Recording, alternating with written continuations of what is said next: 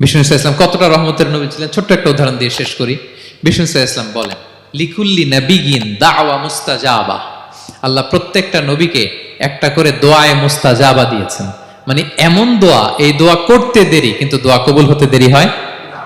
সব নবীকে আল্লাহ বলছেন, এই নবীরা তোমাদের প্রত্যেককে একটা করে দোয়া করার সুযোগ দিলাম এই দুনিয়াতে, এবং দোয়াটা করার সাথে সাথেই কবুল করে ফেলবে। বিষ্ণু বলেন, লিকুল্লি নাবিয়িন দাওয়া মুস্তাজাবা। সব নবীরা একটা করে দোয়া মুস্তাজাব পেয়েছেন, দাও বিহা। আর নবীরা ওই দোয়াটা দুনিয়াতেই করে ফেলছে। সব নবীর ওই স্পেশাল দোয়া যেটা করলেই কবুল, ওটা সব নবীরা কি করছে? দুনিয়াতেই করে ফেলেছে। কিন্তু বিষ্ণু বলেন, ওয়া ইন্নী আখতাবিউ দাওয়াতি শাফাআতান লি উম্মতি ইয়াউমাল কিয়ামা।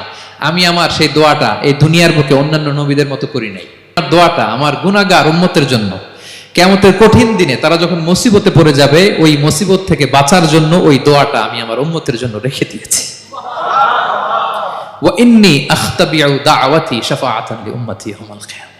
সব নবীরা এই দোয়াটা করেছে, দুনিয়াতেই কবুল হয়ে গিয়েছে। কিন্তু বিষ্ণু বললেন, আমি চাইলে এই দোয়াটা করতে পারতাম। তায়েফের ময়দানে বিষ্ণুনবী ওই দোয়া করলে বিষ্ণুবীর গা দিয়ে রক্ত ঝরে না।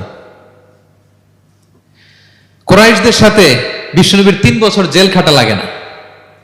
মদিনাতে বিষ্ণুনবী অনেক না খেয়েছিলেন, পেটে পাথর বেঁধেছিলেন, দোয়া করলে জান্নাত থেকে খাবারের বস্তা চলে আসতো, মুহূর্তেই কবুল।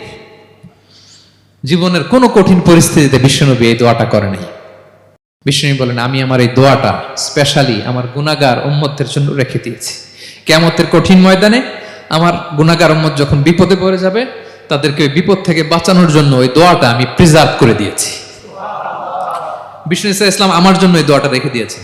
প্রিয় ভাইয়েরা, এই দোয়াটা আপনার জন্য রেখে দিয়েছেন।